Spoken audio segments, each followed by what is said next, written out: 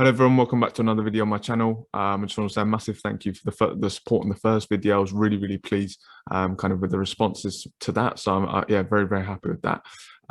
Today we got another update video, just kind of rounding up all the best stories and the most relevant stories from the last couple of days. So yeah, let's get straight into it. The first bit of news is regarding RB Leipzig midfielder Marcel Sabitzer, a player that I really rate and I'd be really excited to see at Spurs next year. Of course, he was fantastic in the first in the Champions League against us last season. Ran the game in both legs. I think in the first leg he had a fantastic game when they won 1-0. And I think he scored a brace in the second leg. So a very talented player, guy who's been really the driving force behind RB Leipzig's success over the last couple of years. And he kind of looks like he's going to be a player who's going to be on the move this summer. And for Spurs, as you can see here, as reported by the very reliable Alistair Gold, he is saying that Sabitzer is one of Spurs' top targets this summer. Of course, there's been plenty of talk about Marcel Sabitzer moving to Spurs, and now we've got the news coming from Alistair Gold that he is one of the top targets. So we have to wait and see kind of how that story does develop. But for me, I'd absolutely love Marcel Sabitzer to come to Spurs. The second bit of news, again, it's about Marcel Sabitzer. It's another report. It's come from the German paper Bild this time. And they are reporting that a transfer for Marcel Sabitzer to Spurs is 75% likely to happen. Spurs have already made contact with the midfielder, and the player wants to move to the Premier League. So a very good indication that we could sell Marcel Sabitzer at Spurs this summer.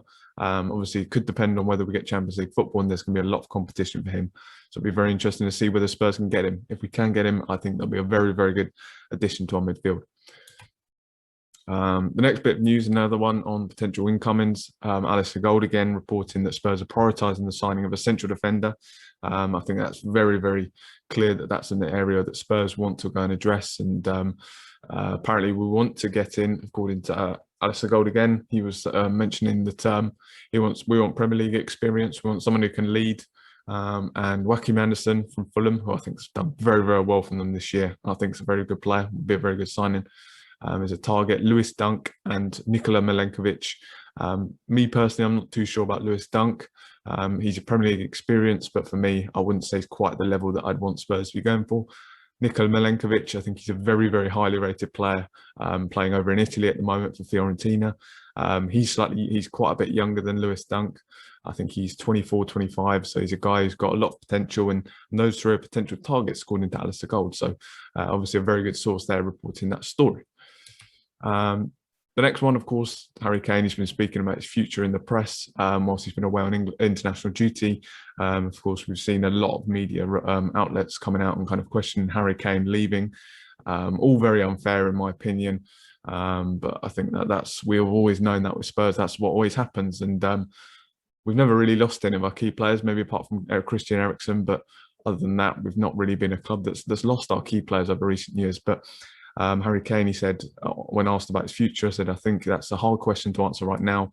It's important. All my focus is on the rest of the season with Spurs and then the Euros. I'll try to stay out of speculation as much as possible. Yeah, a very good response from Harry Kane. Nothing wrong with that at all. I think that's a very reasonable response. Yeah, for me, slightly worrying. I can see that Harry Kane would potentially want to leave at the end of the season. However, as I'm sure we'll discuss in kind of the next bits of news, I don't think he'll get his move for a number of different reasons. The next part is, and here it is, according to Sky Sports, Harry Kane will be virtually impossible for any club to afford this summer due to his contract situation and of course the pandemic. For me, there's only 4 clubs that are potentially in the race for Harry Kane, Manchester United being one of them. I don't think Harry Kane will want to go to Manchester United. I think he wants to go win trophies.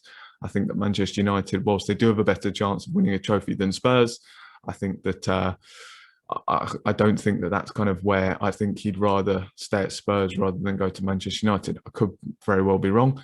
But also I think that Manchester United would have to pay a real premium if they wanted to get him. I can't see Daniel Levy letting him go to a domestic rival. So Manchester United, can't see that happening. Man City, I think they're going to go for Haaland. Of course, they're losing Aguero, but I think they'll replace him with Haaland, and he's going to cost a lot of money. So I doubt they'll have enough money left to go and sign Kane as well. Real Madrid, I think their aim is to get Mbappe eventually. But yeah, I can't. And again, I don't think they'll have the funds to get both. I don't think they'll have the funds to go and sign Harry Kane anyway. I think due to the pandemic, they won't have the 140 million pounds that it will cost to prize Harry Kane away. Don't think they'll have that. And then the last one, PSG. Maybe they can afford him, but again, I think their focus is on keeping Neymar and Mbappe. So I think that that's where their finances will be going this summer. So I do think that Harry Kane will be at Spurs next season. Fantastic news for us.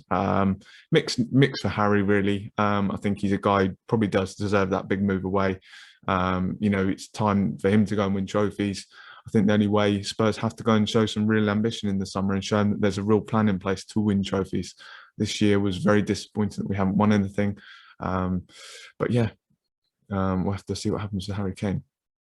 And again, Fabrizio Romano kind of backing up that report, saying that it's very difficult to see Harry Kane leaving Tottenham. Spurs are planning for the future with the striker in their plans, and they're set to offer him a new contract. Of course, Fabrizio Romano, a guy, very well-respected journalist, one of the very top journalists who has many sources around Europe. And yes, he's saying that Spurs are planning for the future with Harry Kane, so that's good news for Spurs. There's a report from the Telegraph. This came out a couple of days ago. Again, it's about central defence. Two different targets from what Alistair Gold was reporting: Sven Botman and Yannick Vestergaard. Sven Botman, a guy who's very highly rated, currently playing for Lille. He's a Dutch centre back. He's a slightly younger player, but very, very talented, doing very well at Lille. Yannick Vestergaard, of course, of Southampton, Premier League experienced, and I think it's a very, very good player and will potentially be a very good signing for Spurs. But those two players are ones that Spurs have been watching over recent months. So it'll be interesting to see who we do go for. Of course, we're going to sign a central defender this summer.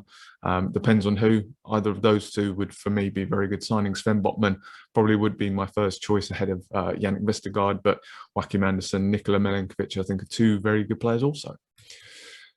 From the same report coming up that Hugo Lloris set to leave the club potentially, and Nick Pope is the most likely successor. However, as I mentioned on the last video, of course, he's going to cost probably in excess of £30 million.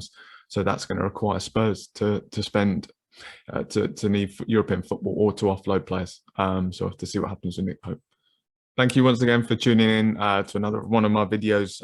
Thank you for all the support, as I said on the first video. Yeah, just interact with it all the same ways. Subscribing to my channel really helps me out. Leaving a comment on the video, and just kind of messaging me on Twitter of kind of what you want to see. Yeah, I hope to produce lots more regular content.